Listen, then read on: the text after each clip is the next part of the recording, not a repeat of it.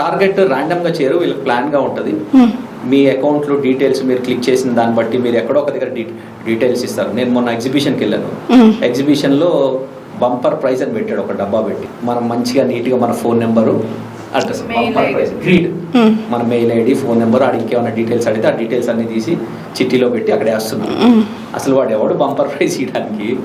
ఇవన్నీ మనకు అవసరం లేదు. మనకేం కావాలి? బంపర్ ప్రైజ్ కావాలి. అంటే ఫస్ట్ మనకు ఉండేది గ్రీడ్. ఈ గ్రీడ్లో దొరికేస్తారు సగం మంది. వాడికి ఫ్రీ డేటా వస్తుంది. ఆ డేటా వచ్చినప్పుడు ఆ డేటాను పెట్టుకొని వాడి ఫోన్ నెంబర్ అది కాల్ చేస్తూ ఉంటారు.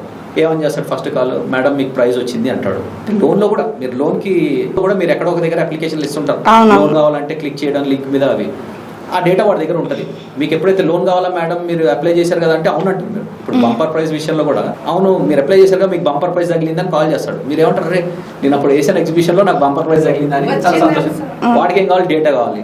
ఆ డేటాను పట్టుకొని రకరకాలుగా మీరు దీని మీద క్లిక్ చేయండి, ఇది అప్లై చేసుకోండి, లేదా మీరు ఇంత పే చేయండి, మీకు ఈ ప్రైజ్ వస్తుంది అంటాడు. సో అట్లా చాలామంది ఆ మెయిన్ ఆ గ్రీడ్ ఏదైతే ఉందో ఆ గ్రీడ్కి చాలామంది దొరికిపోతారు. దొరికిపోయినప్పుడు ఫస్ట్ ఆ గ్రీడ్ వల్ల క్లిక్ చేసాం, అప్లికేషన్ యాక్సెస్ అయిపోయింది. మీరు మొబైల్లో 2-3 సైట్లు పంపిస్తాడు వాడు, దాని మీద క్లిక్ చేస్తారు. ఒకసారి ఆ లింక్ మీద క్లిక్ చేసినప్పుడు మీ ఫోన్ మొత్తం వాడికి యాక్సెసిబుల్ వెళ్ళిపోతుంది.